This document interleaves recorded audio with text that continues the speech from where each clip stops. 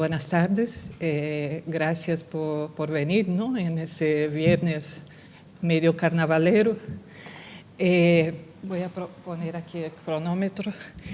Los próximos, si todo sale bien, los próximos 40, 45 minutos, pues voy a hablar y reflexionar sobre algunos conceptos sobre esa pregunta, ¿no? que es el título de la charla. Hablaré de algunos conceptos básicos que igual algunos aquí presentes ya lo conocen, pero igual otros no, y siempre viene bien reforzar. Intentaré ser concisa porque es un tema teórico que igual puede parecer un poquito aburrido, pero intentaré hacer de la forma más amena posible. Entonces, empezamos con más preguntas.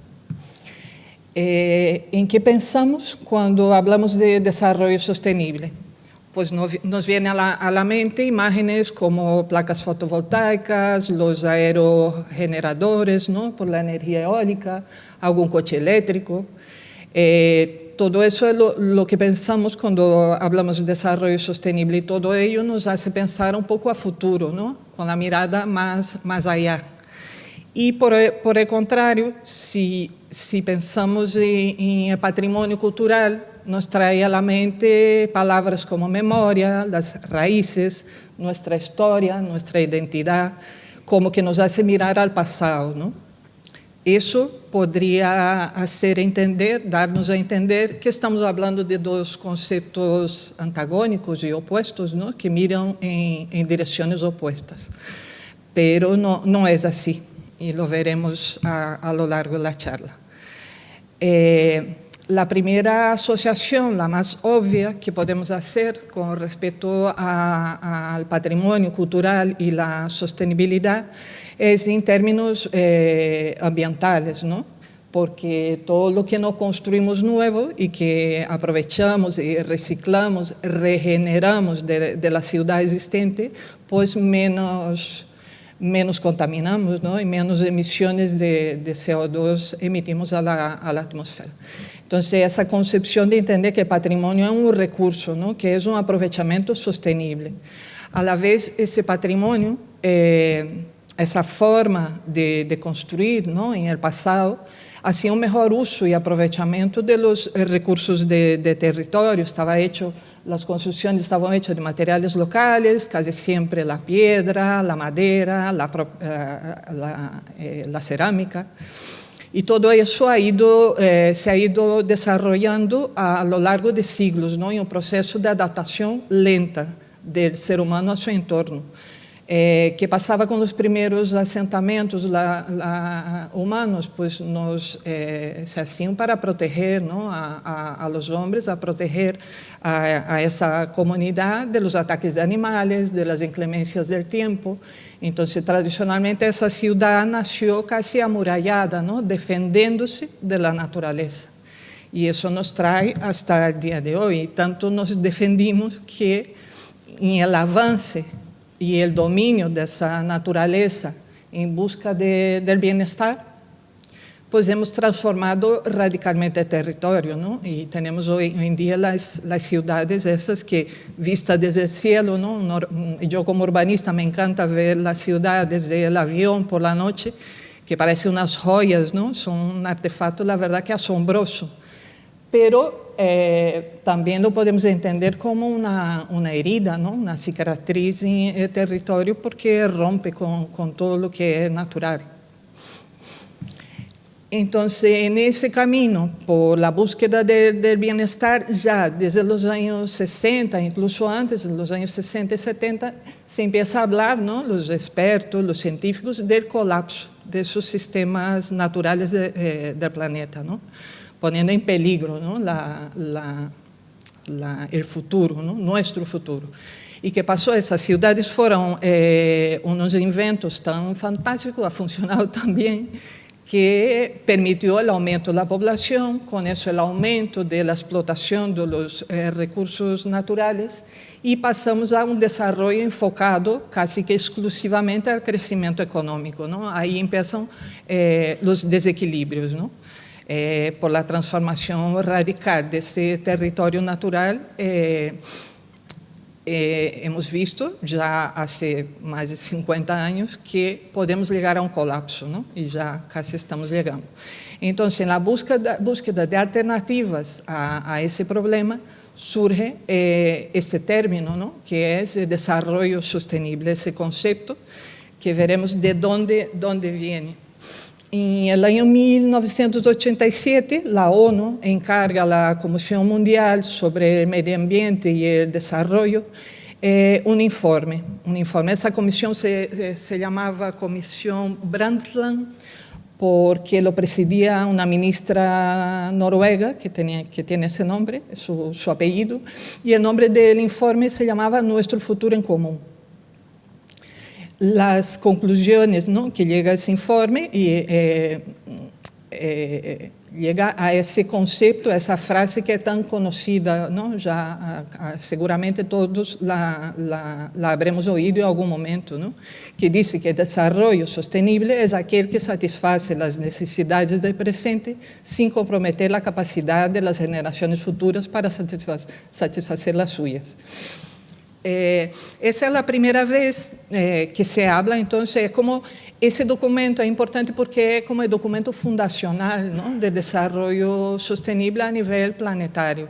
También en ese momento se dan cuenta que las soluciones no vendrán de un país, ¿no? Las soluciones son a nivel global, ¿no? Como que toda la comunidad internacional tiene que ponerse de acuerdo. Comentarle también que en el año 1972 el Club de Roma ya publica un informe que se titulaba Los límites del crecimiento, ¿no? Entonces, en esa época ya se empieza a hablar de que hay que frenar, ¿no?, que hay un límite. Este informe también trabajaba con tres conceptos clave, ¿no? Hablaba del equilibrio entre el medio ambiente, la economía y la sociedad para lograr ese bienestar. Son como las dimensiones del desarrollo. Pero ¿y dónde queda la cultura, las artes, la creatividad? ¿Dónde queda el patrimonio en ese documento? Pues no existe, no hay ninguna mención. Los temas culturales no eran relevantes para el desarrollo en aquel momento. Entonces no se contempla. Aquí hago un pequeño paréntesis, ¿no?, porque la terminología, entonces, desarrollo sostenible, podemos entender que son dos palabras con significados opuestos, ¿no? Si vamos al diccionario, vemos que es desarrollar, significa crecer, acrescentar, incrementar, ¿no? Por eso hoy en día se habla de crecimiento, pero tampoco es una palabra un concepto que haya gustado mucho. Entonces, ya algunos autores y expertos hablan de un término alternativo, ¿no?, al desarrollo sostenible. Ya prefieren hablar de regeneración, porque como nos hemos pasado, ¿no?, en la explotación de los recursos, hay que regenerar primero, ¿no? Entonces habla de un posible desarrollo regenerativo o regeneración sostenible, que sería trabajar para revertir esta degradación de la naturaleza. Eso era solo un paréntesis, ¿no? Una cosa que me llama atención, porque la palabra desarrollo, la verdad que no convence mucho, ¿no? Pero todavía son cosas que van apareciendo por ahí, pero no se utiliza tanto, ¿no? Entonces, cierro paréntesis y seguimos hablando de desarrollo sostenible. Entonces, ahora empiezo a comentarles una serie de documentos, tratados, conferencias que promueve la ONU, ¿no?, en este caso las internacionales, para intentar atajar ese problema, el problema de la sostenibilidad. Y el primer de ellos son los Objetivos del Desarrollo del Milenio, que surgen en el año 2000. Pretendían del año 2000 hasta 2015 solucionar, ¿no?, o paliar esos 8 objetivos que vemos ahí. Eram 8 objetivos e 21 metas. Esse documento estava enfocado, sobretudo, a acabar com o hambre no mundo e erradicar a pobreza. Estava pensado para países em via de desenvolvimento, sobretudo os mais pobres. Foi quando se falava del 0,7%, ¿no?, del PIB, de las ayudas al desarrollo desses países. Evidentemente, não se han cumprido essas metas, mas sim que se ha cumprido de maneira parcial e ha havido algum avance, sobretudo a nível de sanidade e de vacunas. Pero já, então, a comunidade internacional entende que para atajar o problema da sustentabilidade, temos que pensar de forma mais transversal e incorporar a componente da conservação medioambiental. E daí surgem os Objetivos de Desenvolvimento Sustentável, o conhecido como ODS, que se publicou no ano 2015 e tem uma vigência, uma meta que seria o ano 2030, por isso é conhecido também como a Agenda 2030. Esses objetivos são 17 objetivos, é uma agenda muito mais complexa, ¿no?, que os anteriores, pois pretende a fim da pobreza, o hambre, toca um tema de energia, de emprego, de indústria, de mares, del mar, del agua. E o que nos interessa é de número 11, porque é o que habla de cidades e comunidades sustentáveis. Comentar-lhes que antes, no processo, para quando se hace a Agenda 2030, ¿no?, quando se estavam elaborando os Objetivos de Desenvolvimento Sustentável, algumas organizações, sobretudo culturais, trabalharam para que houvesse um objetivo específico para a cultura e para o patrimônio. Se han generado várias propostas, documentos, mas finalmente a Agenda 2030 não incorporou nenhum objetivo específico. Essa campanha se chamava El Futuro que Queremos, incluir a cultura.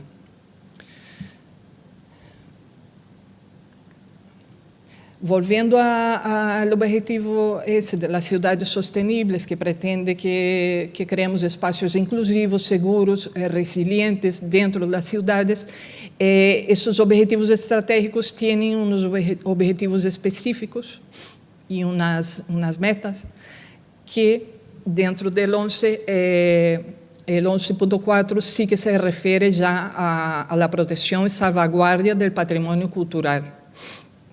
É a única menção que faz este documento dentro das 169 metas que existem.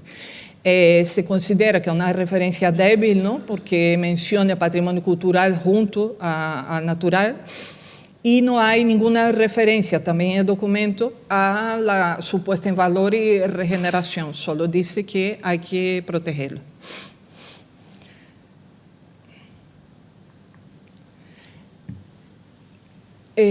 Existem muitas críticas com respeito à agenda, não? Se diz que são objetivos inalcançáveis, que é papel mojado, que são muito utópicos. É verdade que é difícil, não? Se diz que são colorines, não? Incluso há PIN, que esse PIN é muito falado porque está na solapa de todos os políticos, tanto de direita como de esquerda. O PIN ora lo ponen, ora lo quitam, según seus interesses. Pero eu lo que creo que a Agenda 2030, a importância que tem e o que ha logrado no mundo é trazer esses temas a debate, não? Porque quando surgiu no ano 2015, de isso só falavam coletivos medioambientalistas, as ONGs, pero através de esse tipo de comunicação, né, a campanha de divulgação tão forte que se hizo, a agenda e os objetivos de desenvolvimento sustentável hoje em dia estão na mesa de qualquer governo, não? De qualquer país, incluso de las corporações. Assim que não é perfeito, pero algo se está fazendo. Seguindo com os antecedentes internacionais, les voy a hablar un poquito de la ONU Habitat, que era el proceso Habitat que hace la ONU. Hubo uno en Vancouver en 76, otro en Estambul, pero el que más nos interesa, el más importante, fue el ocurrido en el año 2016 en Quito. ¿Por qué? Porque ese proceso se hace porque se da cuenta, ¿no?, como complemento a la agenda urbana, que los problemas que tenemos que solucionar muchas veces están en la ciudad. El 70% de la población mundial vive en ciudad. O sea que las emisiones de CO2 que estamos emitiendo a la atmósfera se producen en la ciudad. Entonces, la solución al problema debería de estar aquí, ¿no?, en las urbanizaciones y sobre todo en los gobiernos locales. Y de ahí surge lo que se llamó la nueva agenda urbana. Esa nueva agenda sí que casi 30 años después del informe que les comenté antes, ¿no?, del informe Brundtland, reconoce el patrimonio cultural, tanto el material como el inmaterial, y lo reconoce como un factor relevante para el desarrollo sostenible.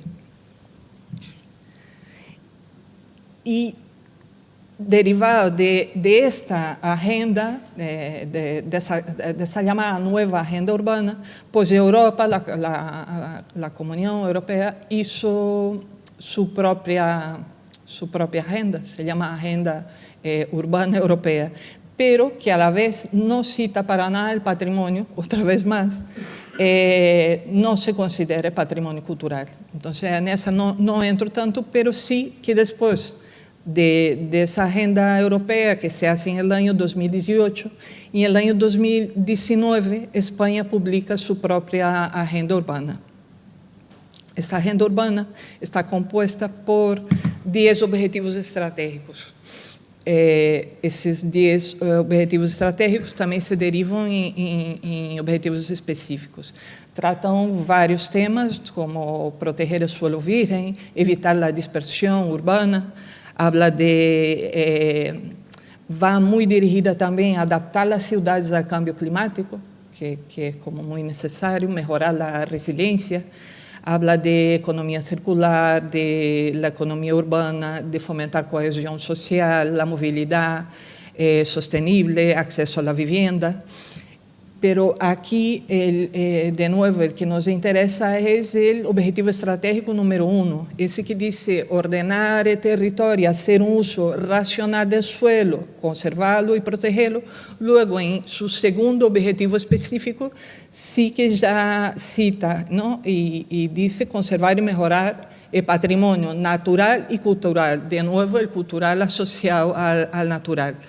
Pero esa vez esa agenda sí que profundiza un poco más y va a unas líneas de actuación. Y hay 2 líneas de actuación específicas que hablan del patrimonio, que habla de elaborar estrategias para poner en valor el patrimonio cultural, tanto material como inmaterial, de nuevo.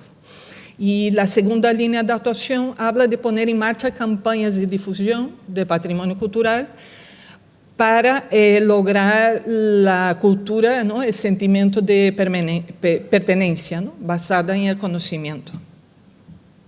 Porque eso es lo que nos va a dar la sostenibilidad social, ¿no?, de una ciudad, ese sentimiento de pertenencia. Y de la agenda urbana española pasamos a la agenda urbana que existe, que se está preparando y se está llevando a cabo aquí mismo en el municipio de Candelaria. En el año, creo que fue en 2021, el MITMA, el Ministerio de Transportes, Movilidad y Agenda Urbana, lanza unas subvenciones, unas ayudas para hacer proyectos pilotos para implementar las agendas urbanas a nivel local. Se presentaron 233 propuestas, de estas 121 ganaron esa subvención, entre ellas el municipio de Candelaria. En Canarias solo hay 3 municipios que lo están haciendo, está Las Palmas de Gran Canaria, el municipio de Valle Seco, también en Gran Canaria, y aquí en la provincia de Santa Cruz de Tenerife, solo Candelaria.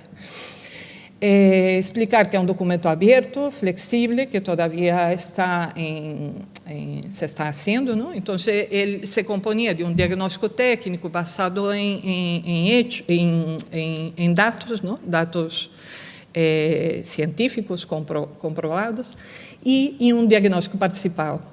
Eu e meu companheiro José Luís hemos levado a cabo, ¿no? Junto com Rodrigo Vargas, que é o coordenador da agenda, diagnóstico participado, hicimos o processo participativo aqui em Candelária, e do consenso desses dois documentos, ¿no? de las propuestas e de las ideias e de diagnóstico que hicimos com a cidadania, pues se redactou o plano de ação local.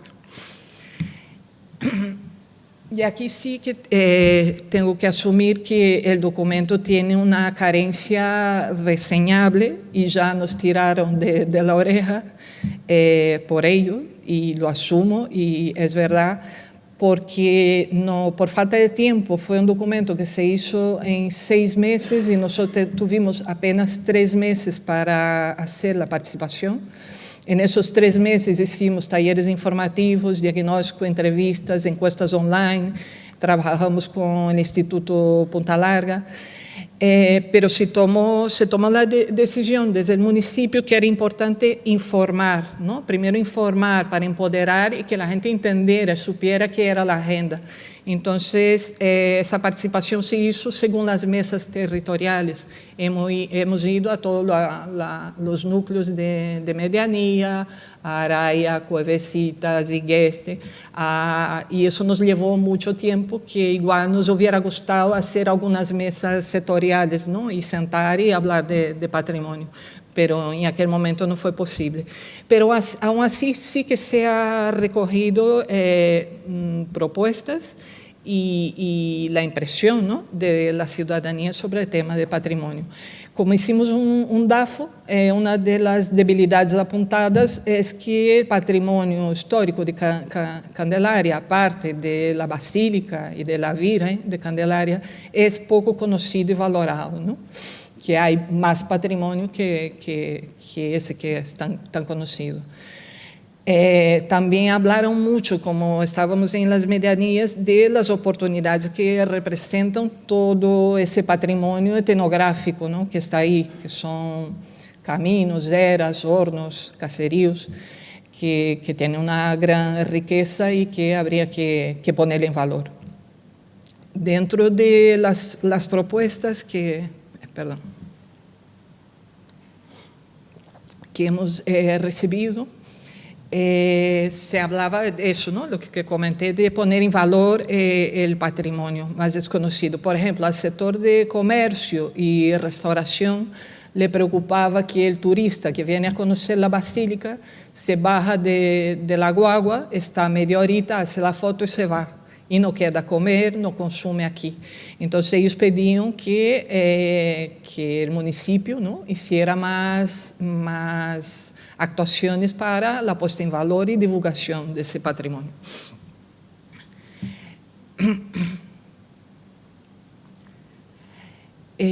Terminada a agenda de Candelária, les comento agora outro documento regional que viene, ¿no? que deriva dessa Agenda 2030 de la ONU, que é a Agenda Canária, a Agenda Canária de Desarrollo Sostenible, que se ha publicado, creo que por el año 2021. Se trata de localizar, ¿no? Los objetivos de la agenda de la ONU, localizar y contextualizarlos aquí en Canarias. Também se ha hecho com um processo participativo, com sociedade civil, setor empresarial, com a universidade e com as administrações públicas. Esta agenda, perdão, entre seus valores, sí que considera a cultura como um elemento clave, ¿no? Entre os valores, personas, planeta, prosperidade, aí está a cultura com a identidade, a memória, a criatividade, incluso a motivação como valores que sirven de base para o desenvolvimento desta agenda. Ellos entienden, ¿no?, los redactores, que la omisión de la cultura es una debilidad y que debería de ser subsanada para hacer esa hoja de ruta.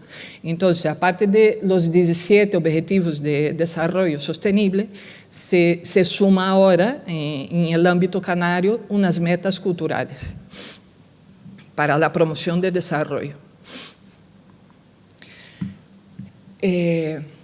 Ese documento se basa en los 5 ejes, ¿no?, que la prosperidad tiene que ver con la sostenibilidad económica, las personas tienen que ver con la sostenibilidad social, el planeta es la sostenibilidad ambiental, y se suma la cultura y el patrimonio, ¿no? Ellos dicen que es la cuarta P, ¿no? Ahí todo: prosperidad, persona, planeta y patrimonio. Y la gobernanza de manera transversal, ¿no?, que tiene que ver con justicia y con la paz, y que también está ahí como uno de los ejes. Pues en cada una de esas dimensiones se identifican unos problemas estructurales, y de ahí salen lo que ellos llaman retos región, donde a la vez cada uno propone unas políticas aceleradoras que tienen unas prioridades de actuación y que acaban unas metas. Si vemos el reto que se refiere a la cultura, habla de resaltar ese ecosistema cultural, ¿no?, entendido como ecosistema todos los medios, incluso espacios físicos, las personas que colaboran e interaccionan para la cultura, ¿no?, dentro del archipiélago. Y la política aceleradora, la 9, integra la cultura como una dimensión clave del desarrollo humano y sostenible. A diferencia de la Agenda 2030 de la ONU, la Agenda Canaria sí que hace mucho hincapié en la medición del progreso, ¿no? Es importante tener unos indicadores para poder identificar esas áreas en qué áreas de actuación, ¿no?, se puede trabajar y con cuáles colectivos. Entonces, he sacado 3 metas que tienen que ver con el patrimonio. La primera, la meta cultural número 4, que menciona ya la memoria colectiva, los saberes ancestrales y el patrimonio inmaterial. Y considera, propone, ¿no?, como indicadores el porcentaje de personas que visiten los monumentos y yacimientos arqueológicos. La meta cultural 11, pues pretende potenciar el turismo cultural sostenible, ¿no?, aprovechando interconexiones y sinergias tanto del patrimonio como del ámbito del turismo. Como indicadores, me parece interesante ver que ellos se proponen identificar, ¿no?, del porcentaje de viaje de residentes de Canarias o del resto de España o del extranjero, cuáles de ellos vienen a Canarias por motivos culturales.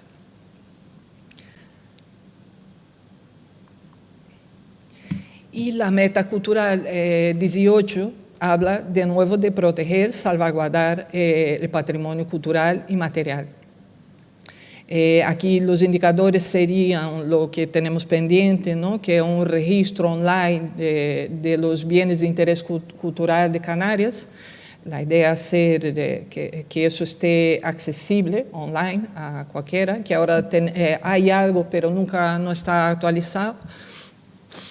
Y la elaboración, digitalización de inventarios, tanto arqueológicos, etnográficos, arquitectónicos y de bienes muebles, para que estén disponibles para acceso online. Y aquí traigo esa imagen como un pequeño resumen de esos 5 documentos que les he presentado, ¿no? Empieza ya en el año 2015 con la Agenda 2030, luego la nueva Agenda Urbana en el año 2016, la Agenda Urbana Europea, que no hemos profundizado mucho porque no consideraba el patrimonio, la Agenda Urbana Española sí, En el año 2022 se redacta el plan de acción de la Agenda Urbana Candelaria y aquí verticalmente, en relación directa, la que acaba de presentar, la Agenda Canaria de Desarrollo Sostenible, que viene directamente de la agenda de la ONU. Hago eso también porque es interesante ver lo que comentaba antes, ¿no? Que decíamos que esos objetivos son inalcanzables, que son papel mojado, que son solo colorines, pero fíjate cómo desde allá acaba llegando aquí en forma de subvención y sí que se va a hacer algo. Ahora hablamos de renaturalización, de muchas cosas, así que sí que tiene efectos, ¿no? En nuestro día a día. Pasa que pasa tiempo, ¿no? Va todo muy lento. Pero bueno, visto esto, entonces vuelvo a la pregunta, después de todo ese rollo, a ver si finalmente contesto la pregunta del inicio, ¿no? La que da título a la charla.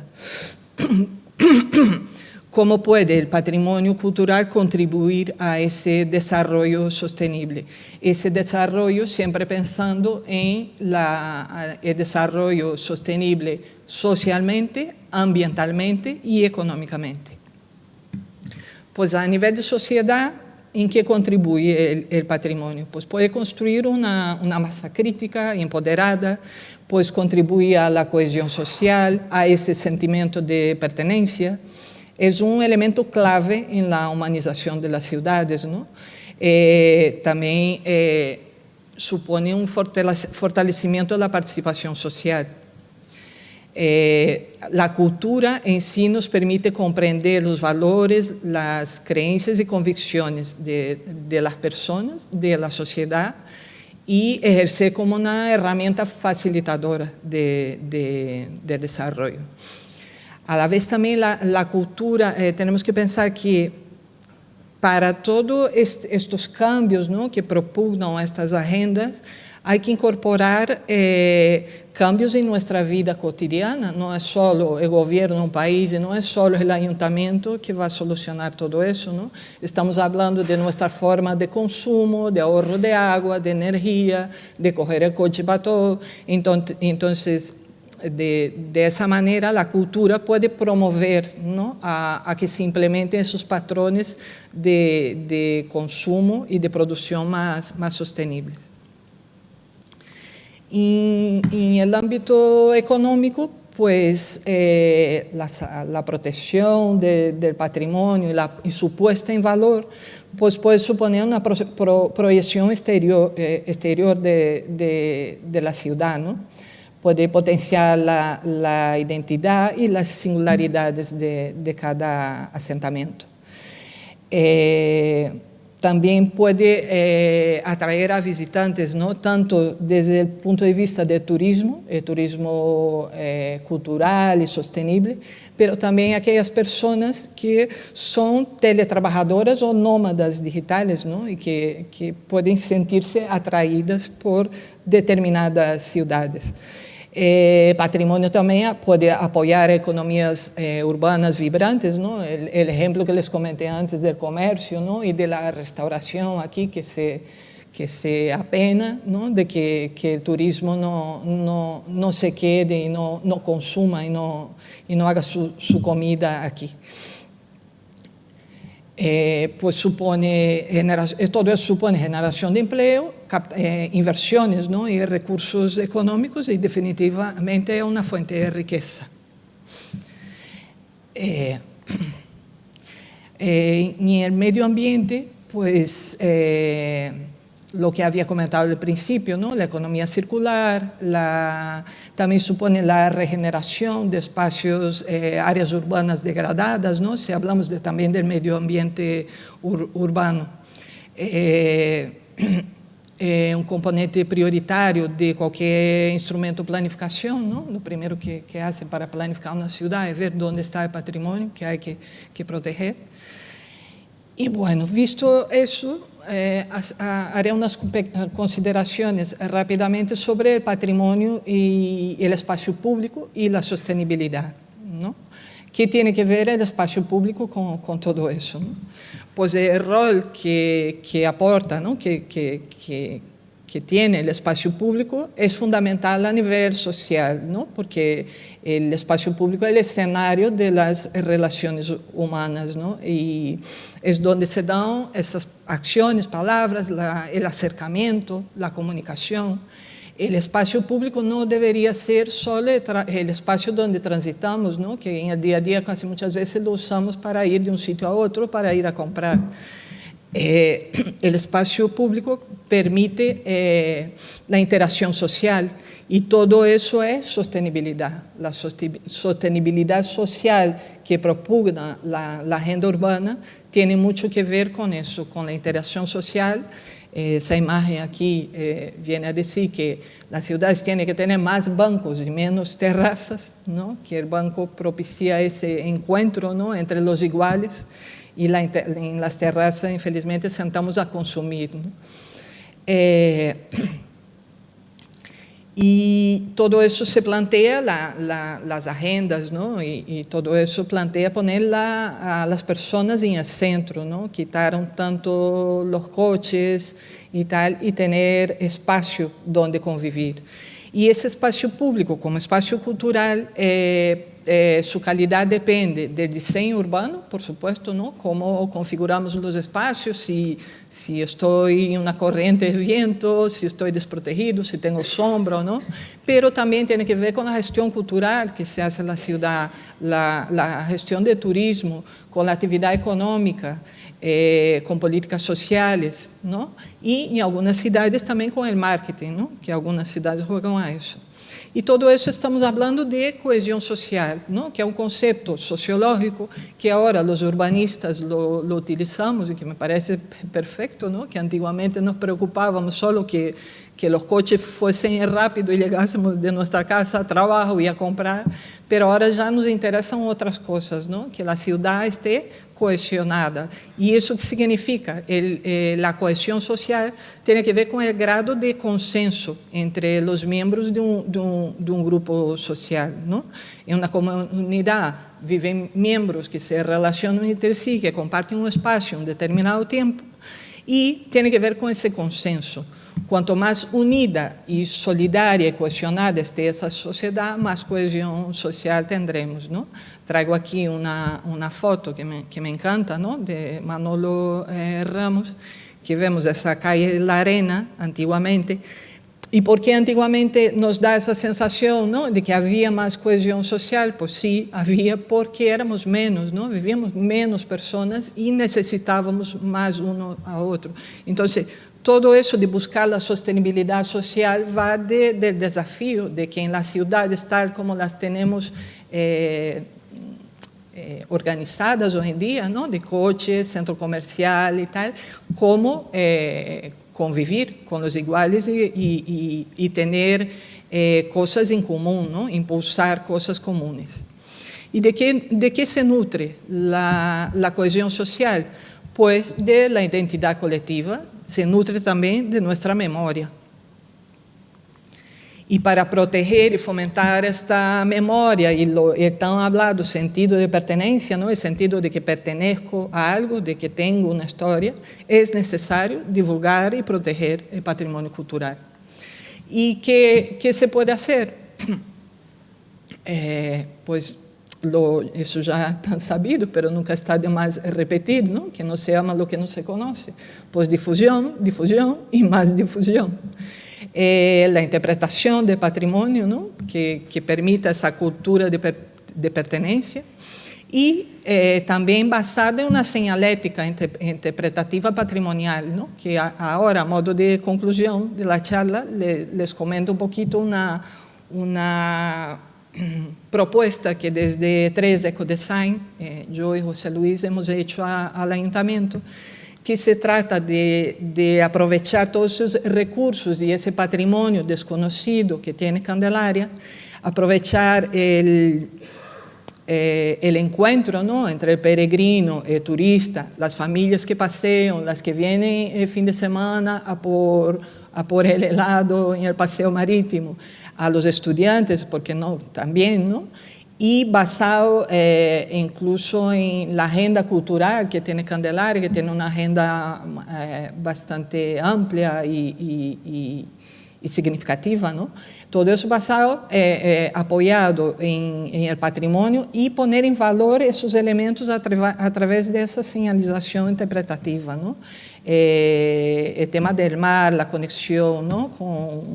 con el mar, la Virgen del Carmen, y aquí la idea sería crear un itinerario cultural que el visitante o el residente pudiera ir caminando y entendiendo y obteniendo información de cómo llegar a ese sitio y de qué es lo que voy a ver, ¿no?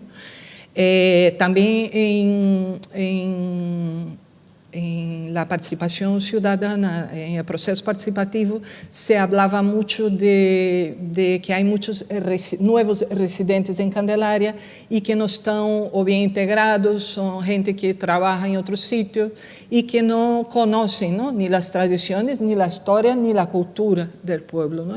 Esa señalética, esa divulgación de patrimonio podría posibilitar que esos nuevos residentes también se viesen integrados en la ciudad. Pues sencillamente dentro de un diseño limpio, homogéneo, proponíamos encima un itinerario, señalización tanto a nivel vertical como horizontal, ¿no? Se podría usar el logotipo que diseñó Pepe Damaso, el artista Pepe Damaso, para el Camino Viejo de Candelaria, o la propia imagen corporativa del ayuntamiento, eso ya se estudiaría. Pero se puede utilizar en fachadas, en mobiliario urbano, ¿no? Aquí traigo un volardo, y también a nivel de señalización horizontal, a nivel de pavimento, ¿no? Podemos hasta imaginar hacer una loseta, ¿no? Con bajo relieve, un adoquín, para poner en el acerado de la ciudad y así hacer esa señalización y unificando todos los elementos de patrimonio y trayendo, ¿no? También el camino viejo de la Virgen hasta aquí el casco, ¿no? Y con eso acabo. Perdonen que creo que me he pasado un poquito. Gracias.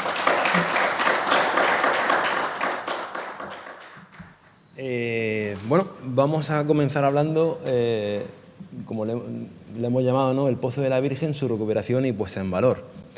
Y lo primero, entiendo que incluso gente de Candelaria, porque durante el proceso de redacción del proyecto consulté a residentes, desconocían qué era el Pozo de la Virgen, ¿no? O sea, yo lo primero que quiero decir es simplemente pues, qué es y dónde está el Pozo de la Virgen, ¿no? Bueno, pues el Pozo de la Virgen lo tenemos ubicado ahí, ¿no? En Candelaria Casco, junto a la dársena pesquera. Esa es su ubicación.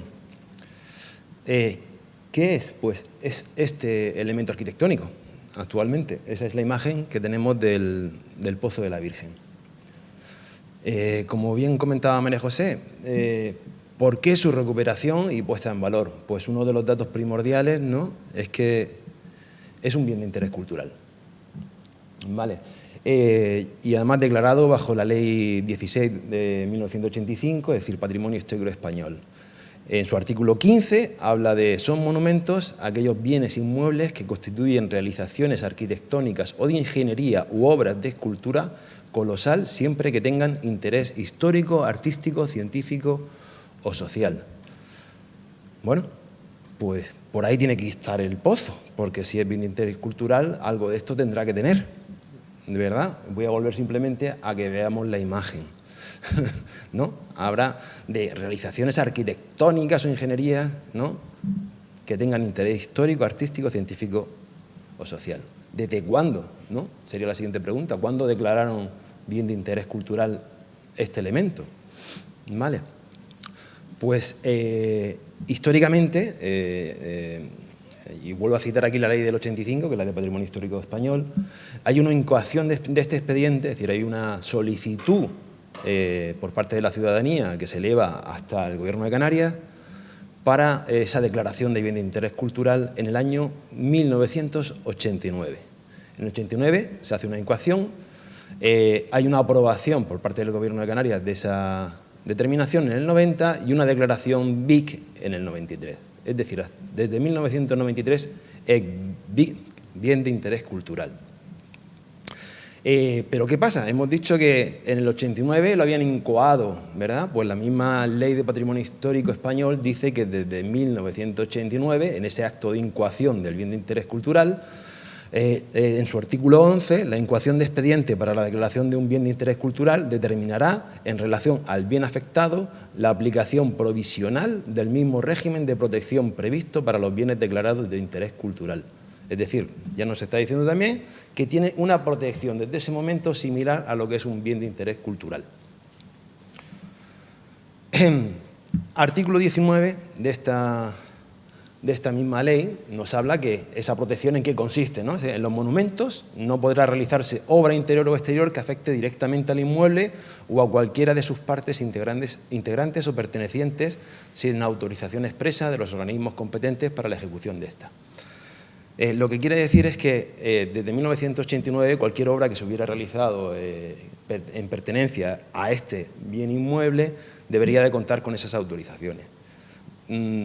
Adelanto algo, y es que durante nuestro proceso de redacción y de estudio histórico tenemos dudas de que se respetara esto. Conjuntamente con ese bien de interés cultural, que es el Pozo de la Virgen, que en concreto es el primero que se declaró en el municipio de Candelaria, dispone de otros 3 bienes culturales, que es el Santuario de la Virgen de Candelaria, el convento y bienes inmuebles vinculados a él en el 2005, con categoría de monumento, Camino de Candelaria como sitio histórico en 2008, de los cuales hay declarados 5 tramos y 3 pertenecen al municipio. Incluso hay unos pequeños conjuntos históricos, vamos a hablar de áreas históricas de residenciales, como son Pasacola y el barrio La Jiménez, en estos, y las pinturas de Manuel Martín, que están ubicadas en el interior de la Basílica como bien mueble en 2013.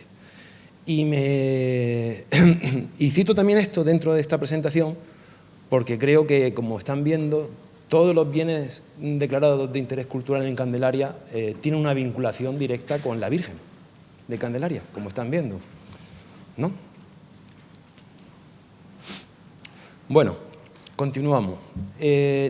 Con respecto a esos niveles de protección, bueno, actualmente contamos con una ley de patrimonio histórico de Canarias aprobada en el 2019. En su artículo 9 nos habla de niveles de protección y el máximo nivel de protección se lo dan a los bienes de interés cultural. ¿Cuál es? Pues en el artículo 9, esos niveles de protección nos hablan del nivel integral, ¿vale? De tal manera que se protege la totalidad de los elementos del inmueble y de sus espacios libres vinculados dentro de los límites de los criterios de intervención establecidos por esta ley. Aparte de lo que es ese bien inmueble, desde el punto de vista de la protección, los bienes de interés cultural tienen un entorno de protección que cuenta con las mismas requisitos para la intervención que ese bien de interés cultural. En este caso, en esta diapositiva pueden ver el entorno de protección al que está asociado al Pozo de la Virgen, que se corresponde con la actual Plaza Cheo, o Plaza de Cheo. Vale. En ese entorno de protección y en ese bien de interés cultural se nos propone por parte del Ayuntamiento que realicemos una intervención para la recuperación y puesta de valor de este bien. Pues nosotros, lo primero, antes de tocar nada, como ya están viendo, todo está muy protegido, cada cosa que se pueda mover hay que justificarla correctamente, pues realizamos unos estudios previos y unos análisis del estado estudial, planimetría, etcétera, etcétera. Es decir, comenzamos con una etapa denominada el conocimiento, ¿no? En la cual se pretende conocer y comprender al monumento, su entidad histórica, material, cultural, su entorno físico y social, y generar un diagnóstico. Es decir, para generar ese diagnóstico pues partiremos de análisis históricos, pero dentro de ellos, por un lado, fuentes documentales referidas al monumento, estudio del monumento como una fuente documental, un estudio histórico constructivo, el estudio histórico-artístico y estudio y síntesis de ese estudio histórico-artístico. También hay que hacer un análisis formal, es ver qué configuración geométrica, formal tiene la edificación, un estudio físico y constructivo y análisis sociológico del entorno en el que se inserta e incluso jurídico y administrativo, porque en este caso hay un detalle, por ejemplo, sobre la propiedad del bien, ¿no? Bueno, pues en esa etapa comenzamos a realizar una serie de documentaciones fotográficas, se comienzan a trabajar el personal vinculado a la redacción del proyecto. Este es el Pozo de la Virgen actual. Como pueden ver, hay que descender una serie de escalones para poder entrar en él. Está atacado completamente por vehículos en su entorno. Esta es la configuración de la Plaza Cheo, que actualmente es el Pozo de la Virgen, lo pueden ver. No sé si con este se puede señalar. A ver. ¿Sería esto? Vale, sí. Lo pueden ver ahí inserto, que desaparece dentro de la plaza. Este es el acceso actual que presenta, es la escalera que desciende y la entrada a lo que estaba ubicado el antiguo pozo. Serie de imágenes de el estado actual. Bueno, pueden ver aquí también, hay pequeño deterioro, ahora hablaremos de ello, no es brutal, pero sí pueden ver, por ejemplo, esta bóveda de sillería que queda en el interior. En el proceso de intervención de ambiente interés cultural, todo el proceso proyectivo y los resultados son parte de la historia de ese bien, es decir, hay que dejar registro y cuanto más se puedan dejar mejor. En nuestro caso generamos un escaneado láser y una nube de puntos para tomar toda la información cuanto más fehaciente mejor, ¿no? Del entorno y del propio bien.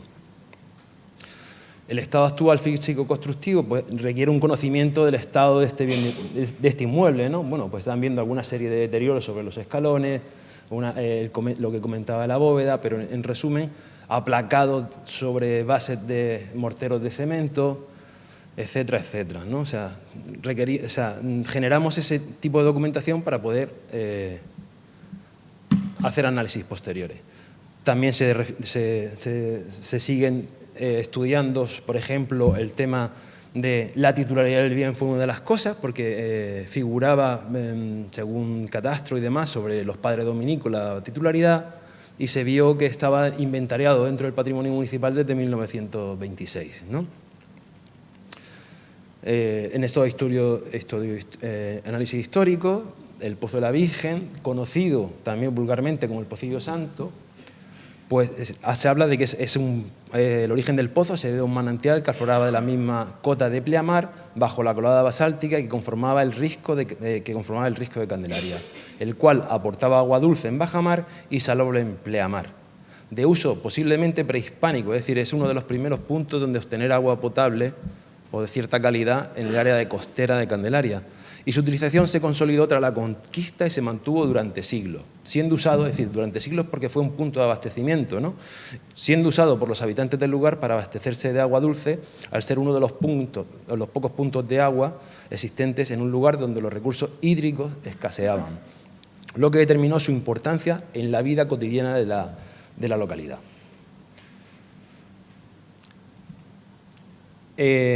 Bueno, hay alguna citación que vimos aquí, que por ejemplo de Miralles Torres, en los anales de las Islas Canarias, pues habla de por ejemplo, en 1534, ocupando los terrenos cedidos por el Cabildo tinerfeño, la casa y ermita de Candelaria, con todo el sitio a ella perteneciente, la cueva de San Blas, desde los riscos del mar y desde el Pozo Viejo hasta dicha cueva de la ermita de Santa María Magdalena. Contando los 270 habitantes, y estamos hablando de 1534. Esas primeras citaciones orales, porque el previo son todo oral, los aportes. Se revisan planimetrías históricas. Este es un plano de Antonio Rivière, de 1741, en el que aparece ya marcado el pozo, ¿no? Y junto al pozo, y hago esta reseña porque si es una cosa desde el punto de vista histórico que creemos relevante, se ubicó una de las baterías defensivas de la costa de Tenerife, y en este caso de la costa de Candelaria, que se correspondía con la batería de Santiago. Pueden ver a la derecha el plano de la batería de Santiago en 1793, y hay una pequeña imagen que la he dejado aquí, que corresponde realmente a la batería de San Telmo en el Puerto de la Cruz, pero quería mostrarles lo que eran las típicas empalizadas que bordeaban esas baterías históricas. ¿De acuerdo? Ese pozo, como estamos viendo, está también marcado mediante esta línea que están viendo, es el antiguo histórico Camino de Candelaria, el Camino Viejo, que como verán también va a formar parte de la historia y la vinculación con la población de este pozo.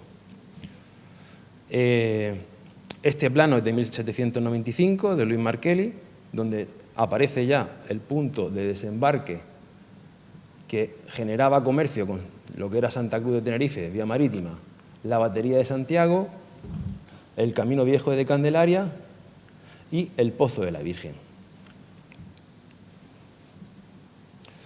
Pues muy bien, llegamos con esa edificación histórica, no tenemos planimetría de ella, es decir, no hay ninguna constancia de cómo era en esa época, pero sí llegamos al siglo XX, presupuestamente, con una edificación conservada y en un estado más o menos entendemos que primigenio. ¿Qué es lo que sucede? Que esta edificación, que albergaba el naciente de agua, en el interior de esa pequeña cueva excavada en la roca, pero que no se ha encontrado ninguna configuración descriptiva y formal de cómo era, pues va a comenzar a ser afectada por el desarrollo urbano de Candelaria. Bueno, es ella y muchas más cosas, ¿no? Bueno, estos son unas imágenes de Candelaria en 1961, donde se identifica la edificación del pozo y los restos de la batería de Santiago.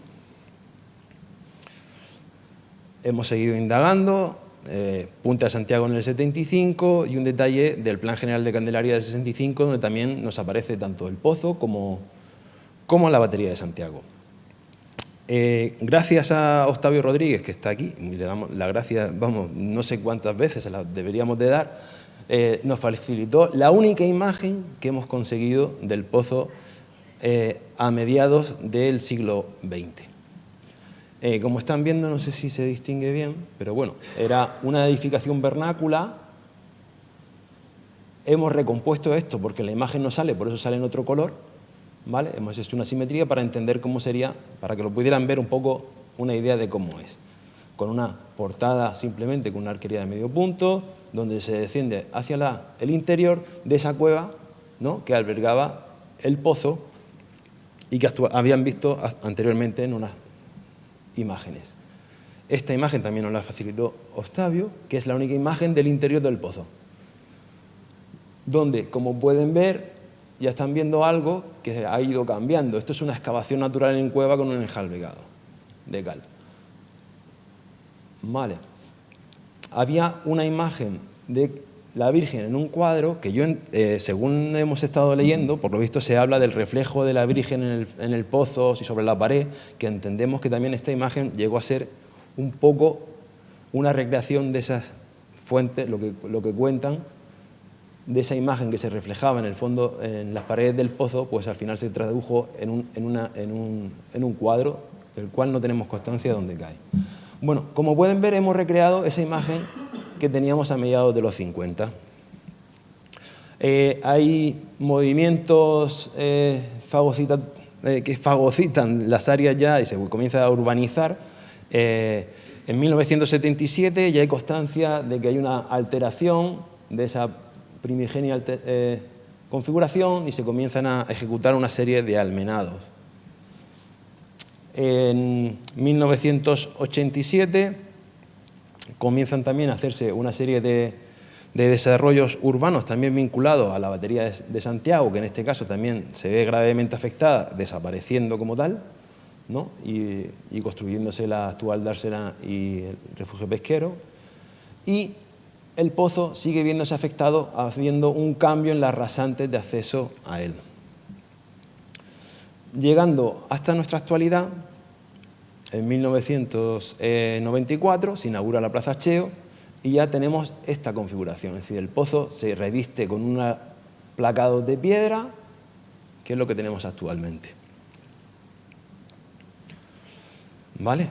¿Qué resultado de conclusiones nos han llevado toda esta recopilación? Porque ahora tenemos que pasar a una fase de reflexión con todos estos datos que hemos obtenido, ¿no? Tenemos que sentarnos y analizarlos. Y, es decir, esta fase es un medio para profundizar en aquello que se ha analizado de forma que forma parte del conocimiento. O dicho de otra manera, la reflexión es la que hace que la información se convierta en un auténtico conocimiento. De tal manera que comenzamos con la evaluación del objeto. Tenemos ya planimetrías, tenemos análisis físico-constructivo, etcétera, etcétera. Hacemos comparativas de las configuraciones primigenias con la actual. Y bueno, vamos a sacar unas rápidas conclusiones para simplemente ponerlos en situación. Tenemos un entorno altamente afectado. Hay graves alteraciones formales y constructivas, es decir, las metodologías y sistemas constructivos se han alterado también. Se han perdido los niveles originales, se ha modificado toda la morfología y una de las principales cosas que nos dimos cuenta, y que es una pena, es que se secó la bóveda excavada. Esa bóveda, durante el proceso de urbanización de la plaza, fue secada y sustituida por esta otra nueva. Bueno, ¿qué valores son los que quedan en este pozo? ¿No? Pues los valores a preservar se basan en los fundados por la tradición y responden a las expectativas del pueblo en cuanto a la expresión de su identidad cultural y social. Es decir, los valores arquitectónicos primigenios, como ven, ya se han visto muy alterados durante el último siglo, ¿no? El bien es propio de la manera de habitar y de este emplazamiento, así como de la tradición mariana del lugar, manteniendo durante siglos estos valores vinculados a la forma de vida y costumbres de esta comunidad, más que los valores estéticos actuales, donde priman los valores singulares de su representatividad tipológica. Y cuando hablo de representatividad tipológica, es que lo que serían un pozo es este esquema de lo que están viendo, ¿verdad? Y nosotros tenemos este esquema de edificación. Es decir, se realizó una edificación en torno a él que hace ya referencia a sus vinculaciones con el ámbito religioso y de la Virgen. Y su vinculación, como estábamos viendo, a el camino de Candelaria. De este modo, es decir, los valores a preservar pues serían esos valores documentales, arquitectónicos y significativos que tenemos que valorar, pues ese uso como un recurso hídrico de la población, es decir, podemos hablar de un valor etnográfico, ¿vale?, asociado esa asociación a los elementos defensivos del área, ya que casi todas las fuentes documentales que citan y reflejan el pozo a lo largo de la historia también están vinculados a la parte militar, porque tenían al lado la batería de Santiago y era donde reflejaban que disponían de ese punto para suministrar agua. Esa morfología arquitectónica singular, original, ¿no?, y que ha sido transformada de lo que era un elemento como un punto de suministro de agua con su vinculación religiosa, la alta vinculación al Camino Viejo de Candelaria y la asociación histórica a esas peregrinaciones marianas, ya que parte de las fuentes también reflejan esto, ¿no?, las paradas de la Virgen en este pozo. Por eso es el pozo de la Virgen. Bueno, pues con todo esto nos proponemos cómo intervenir, ¿no? ¿De qué manera intervenimos en el pozo?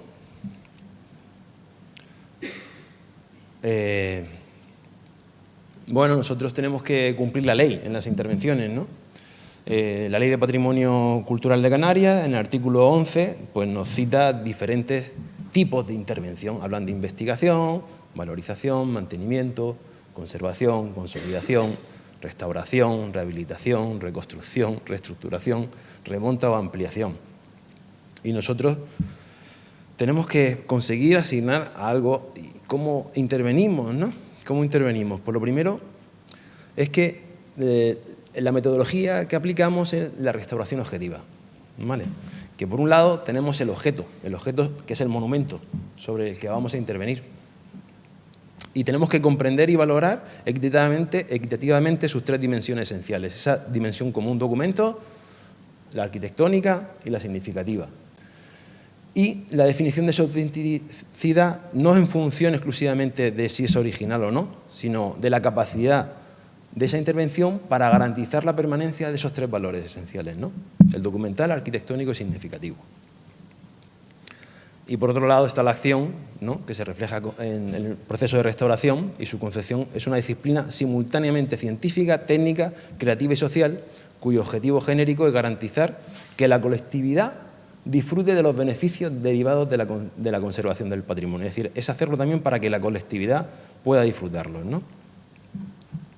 La elección, entonces, se tiene que producir no tanto en función de apriorismo ideológico, sino en base a unos fines particulares ya establecidos y a su idoneidad y eficacia reales para alcanzar esa protección. De tal manera que en restauración monumental, paradójicamente, no hay un criterio universal válido. El que afirma que no puede haber unos criterios universales previos para afrontar el proyecto arquitectónico. ¿A qué viene todo esto? Es que, como han visto, el monumento ha cambiado durante el tiempo y, de hecho, la última intervención se corresponde con una fase en la que el monumento ya contaba con la protección por la incoación, ¿vale? Y se revistió con materiales pétreos, por ejemplo, ¿no? Con aplacados y demás. Son tendencias y son maneras de intervenir sobre el patrimonio. El proyectista, y en este caso hablo de los arquitectos, porque hubieron unos que intervinieron sobre él en aquella época y generaron eso que nos ha llegado a nosotros, ese legado de finales de los 90, del siglo pasado, pues definieron unos criterios, ¿no? Nosotros entendemos que en la teoría de la restauración habían momentos en que, voy a hablar del arquitecto o del restaurador, se basaba en unos preceptos a la hora de intervenir. Es decir, entendía que lo principal es la conservación, por ejemplo, y no tocaba ese bien inmueble ni lo alteraba lo más mínimo. Intentaba simplemente dejarlo como está y no darle ningún cambio, ¿no? Desde este criterio que nosotros aplicamos, que es la restauración objetiva, es decir, podemos, si somos capaces de defenderlo, ¿no? Y de justificarlo, podríamos intervenir de distintas maneras en un mismo bien. Es decir, en unos elementos se tienen que conservar, en otros se tendrán que quitar y en otros a lo mejor hay que poner algo nuevo incluso, ¿no? ¿Vale? Pues bajo estos preceptos son los que nosotros vamos a intervenir. De tal manera que lo primero es que en nuestra propuesta de intervención hemos adaptado dos criterios. Separar por un lado el entorno y por otro lado el bien de interés cultural, el objeto como tal, ¿no? Bajo eso decidimos intervenir en el entorno. ¿Cómo intervenimos? Pues vamos a realizar una mejora sustancial del entorno de protección de ese bien de interés cultural. ¿Cómo? Pues reconfigurando la Plaza Cheo para mejorar la interpretación y apreciación del monumento, así como devolver su carácter social y de reunión asociado a la actividad principal del bien. ¿Por qué hablamos de su carácter social y de reunión asociado a la actividad del bien? Porque los puntos de recogida de agua generalmente generaban puntos de encuentro social, ¿de acuerdo? ¿Qué vamos a hacer también? Vamos a incorporar un área de interpretación de ese bien de interés cultural. Incluso nos gustaría relacionarlo con los diversos elementos patrimoniales que dispone Candelaria y que configuran parte de una memoria colectiva, ¿no? De tal manera que, bajo esos preceptos de la ley que nos está marcando, nosotros vamos a actuar bajo valorización, ¿no? Que se corresponden con medidas y acciones sobre los bienes culturales o su ámbito próximo que tengan por objeto permitir su apreciación, facilitar su interpretación y acrecentar su difusión, especialmente en el ámbito educativo y su función social. Es decir, nosotros generamos un entorno para poder, o intentamos poder, poner en valor el bien, mejorar su perspectiva e incluir a la sociedad en ese entorno. Incluso darle las áreas de interpretación para hacer la difusión. Bueno, pues esta es la actual plaza. Plaza de Cheo se configura mediante dos niveles de plaza. Tenemos una plaza superior y unas escaleras y unas rampas que comunican con otro nivel inferior.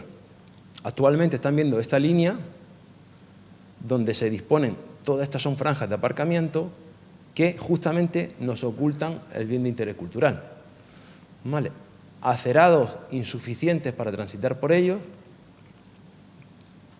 y nosotros proponemos en esta intervención, lo primero es generar una nueva línea para poder ensanchar el acerado.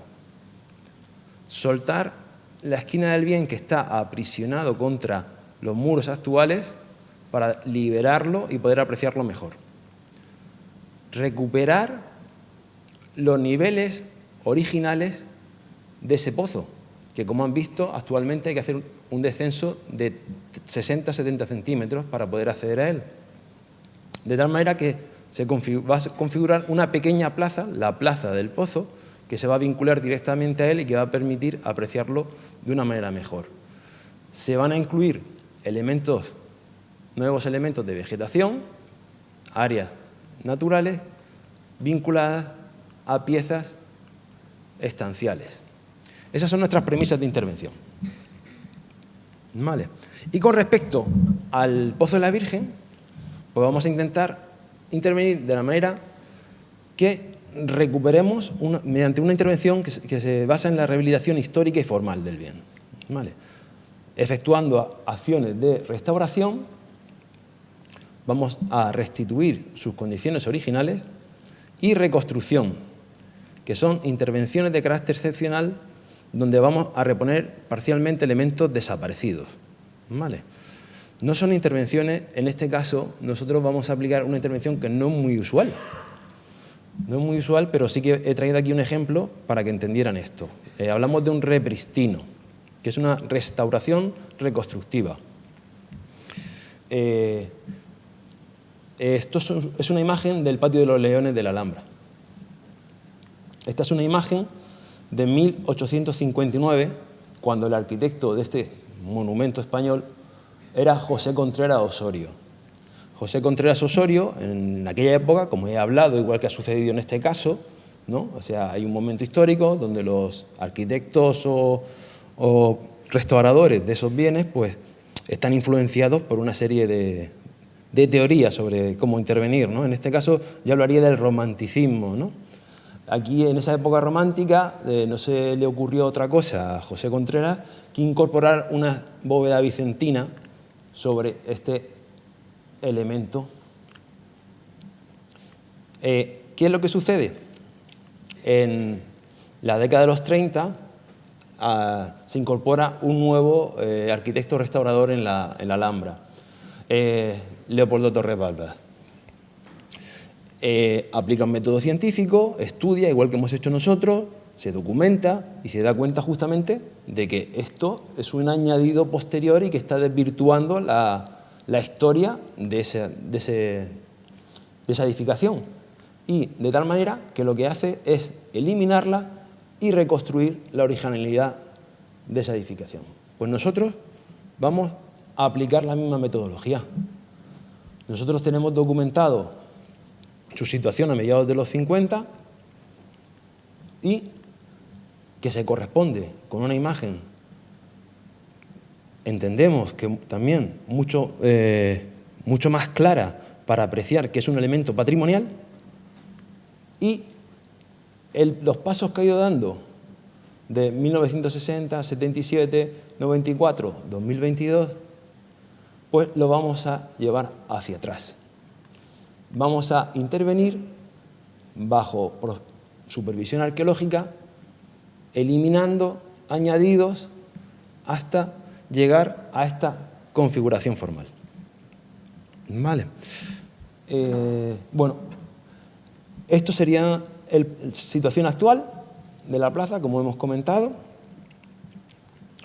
El programa de necesidades que nos habíamos fijado una vez desarrollado todos esos estudios y la reflexión, ¿no? Que por un lado teníamos la restauración de la edificación del Pozo de la Virgen, íbamos a reestructurar los niveles, es decir, íbamos a partir la plaza como estaba en dos, pero íbamos a reestructurar, y la circulación actual también la íbamos a cambiar para recomponer el nivel original de acceso del Pozo de la Virgen, recuperando su presencia y relevancia actualmente perdida por la composición formal de la actual plaza, ¿no? Es decir, esa superposición de estratos.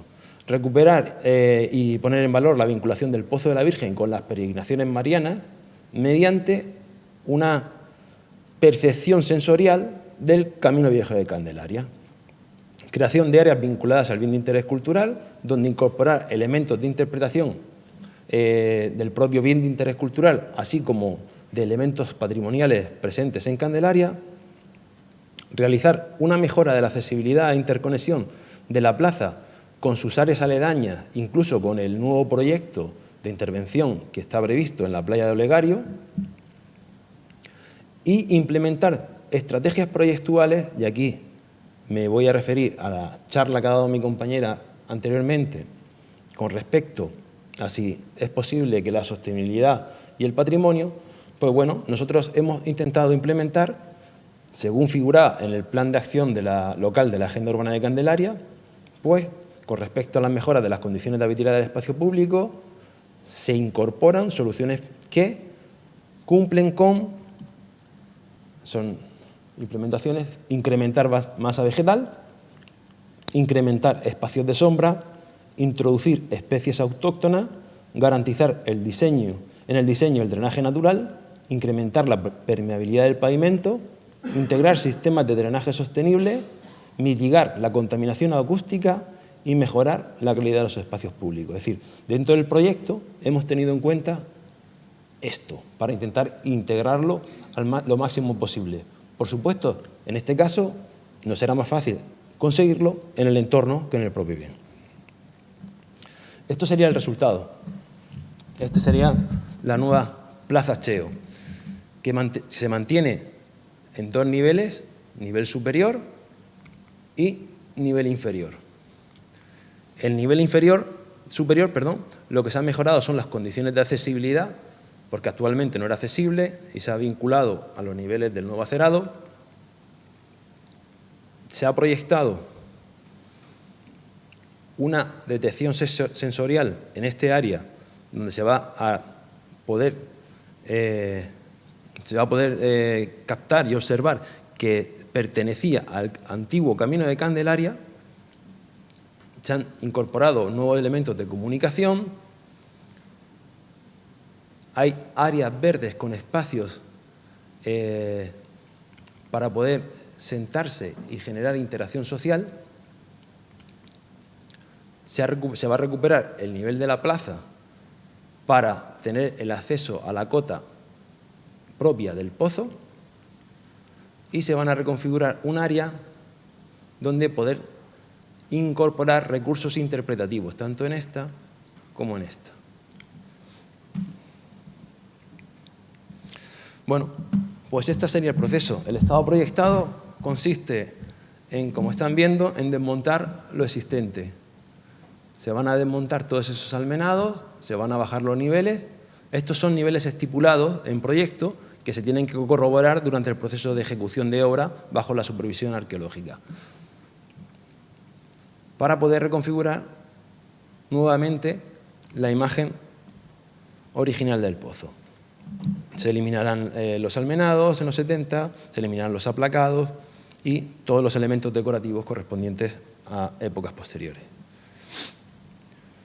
Se va a realizar una prospección en la parte interior, puesto que actualmente el pozo como tal no tenemos constancia ni existencia de él. Pero aparentemente pudiera ser que tuviéramos el antiguo brocal en este área, con lo cual sí que está prevista en el proyecto una prospección en búsqueda de ese elemento, a ver si somos capaces de encontrarlo y recuperarlo. Aquí pueden ver el alzado principal proyectado y uno de los laterales.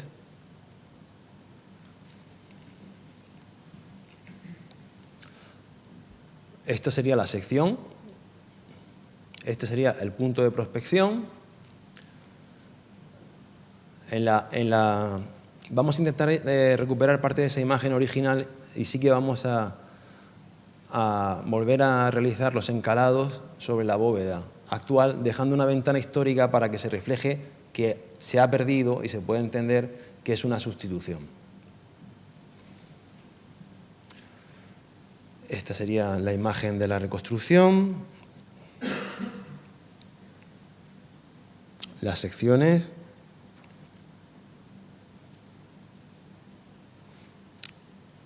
Y bueno, dentro de lo que serían los materiales vamos a trabajar siempre con materiales tradicionales, incorporación de elementos de madera y unos pavimentos filtrantes.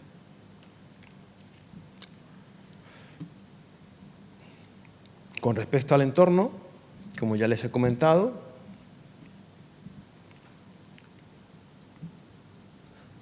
Sobre la plaza superior hay una intervención muy leve, manteniendo la pavimentación actual, se completan las áreas de acerado en su ampliación, incorporación de las áreas verdes, pavimentaciones tecnológicas de madera y un pavimento con un nuevo pavimento filtrante en todas estas áreas. Área de recuperación del camino viejo y áreas estanciales.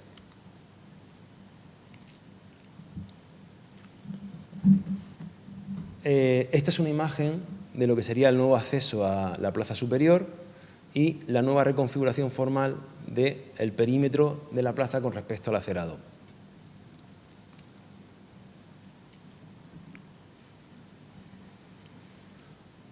Bueno, estas son secciones simplemente, se incorporan nuevos elementos de jardinería y especies vegetales en las áreas vinculadas al borde de esa plaza, desplazando los elementos centrales. Se incorpora un nuevo elemento de conexión, eliminando esas rampas para poder dar acople a los nuevos espacios demandados.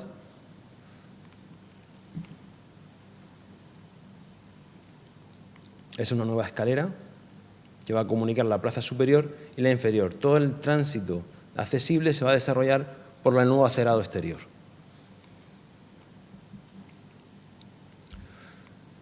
Se modifica el perímetro de contención lateral con la incorporación de elementos de detección adoquinados en los pavimentos de la vinculación al Camino de Candelaria.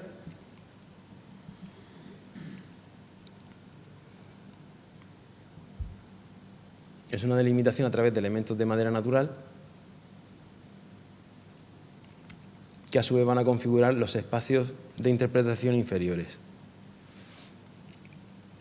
Con respecto al camino, como comentábamos, va a haber unos elementos de señalización o de interpretación que puedan contar que ese es el camino, un tramo del Camino Viejo de Candelaria y su vinculación al bien de interés cultural, al Pozo de la Virgen.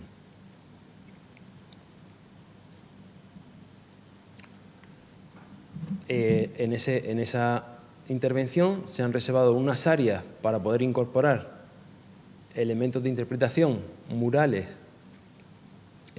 tanto del Pozo de la Virgen como en nuestras pretensiones sería poder incorporar recorridos, porque desde el punto de vista para nosotros este podría ser un proyecto piloto para el ayuntamiento donde incrementar rutas culturales, es decir, poner en contacto desde este punto, ya digo desde este porque sería el primero que se interviene, ¿no?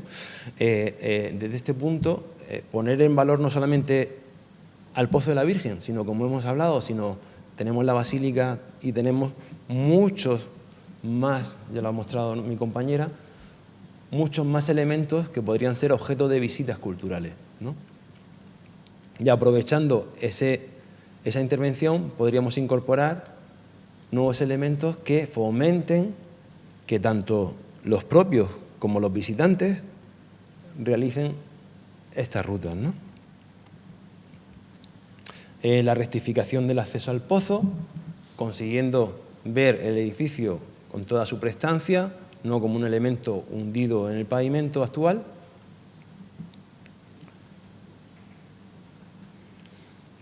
Y uno de los objetivos también de la intervención, como comentaba anteriormente, era recuperar y facilitar el drenaje de las aguas de lluvia. Es decir, generalmente, cuando proyectamos las aguas de lluvia, terminamos conduciéndolas a los alcantarillados. Es decir, son elementos, generamos pavimentos completamente impermeables que lo que hacen es que el agua discurra sobre ellos y se canalice a los elementos de alcantarillado. Nosotros actualmente todas esas aguas las vertemos otra vez al mar, ¿no? Si tenemos separación, si no se nos van a la depuradora y la perdemos también. De tal manera que el terreno no es capaz, es decir, estamos modificando los acuíferos, ¿no? Es decir, estamos modificando la capacidad de filtración del terreno natural, porque no estamos aportando el agua, sino la estamos eliminando por los pavimentos impermeables, es decir, sobre los que discurre rápidamente. Nosotros incorporamos un pavimento que es una mezcla de puzolana con toba volcánica, ¿vale? Para conseguir elementos similares a los propios del lugar, digo tonos en este caso, ¿no?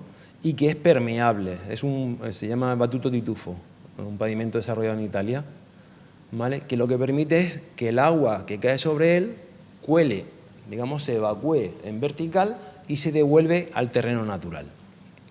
De tal manera que mejoramos un drenaje natural y, en nuestro caso, porque también tiene cierta vinculación con la presencia del pozo y esa...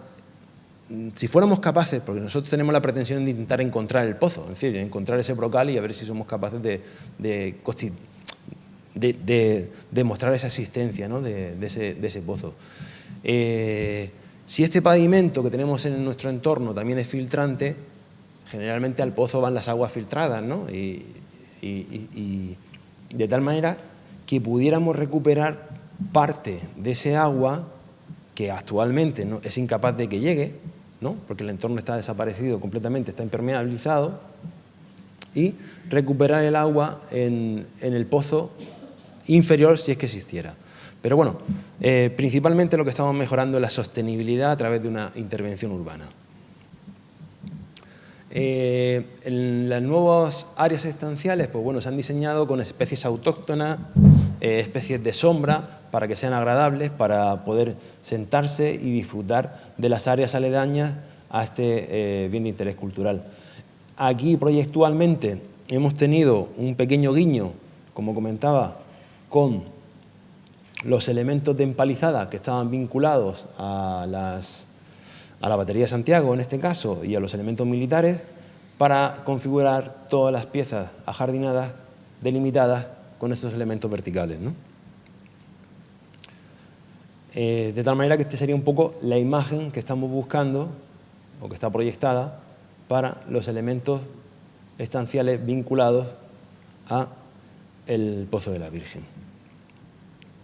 Nosotros nos quedamos en esta fase, es decir, cuando digo nos quedamos aquí, es que nosotros terminamos con el proyecto, pero esto debe continuar. Y debe continuar es que se debe de realizar la ejecución, debe de haber un seguimiento de los trabajos, tanto por una dirección técnica, arqueológica y demás, se deben de documentar esos trabajos que está previsto también en nuestro proyecto, que se haga la documentación de toda esa intervención, dejar registro, hay que hacer unos estudios y trabajos finales. Se debe de incorporar la participación en el proceso de intervención de un bien de interés cultural, es decir, hay que dar esa concurrencia colectiva, visitas didácticas, para que la gente también sienta que se está recuperando su patrimonio. Nosotros lo hemos efectuado en otros sitios, por ejemplo, estoy mostrando un abierto por obra en una prospección arqueológica de una antigua batería militar en la entrada al puerto de Santa Cruz de Tenerife, donde se abrió, la gente asistía, se explicaba, se decía, es decir, justamente como estamos en obra, es cuando tenéis que venir para saber lo que estamos haciendo y cómo recuperamos el patrimonio cultural. ¿De acuerdo? Posteriormente le va a quedar a la Administración esa custodia y divulgación, y verificación y prevención y mantenimiento posterior. Muchas gracias por la atención. No sé si tienen alguna pregunta.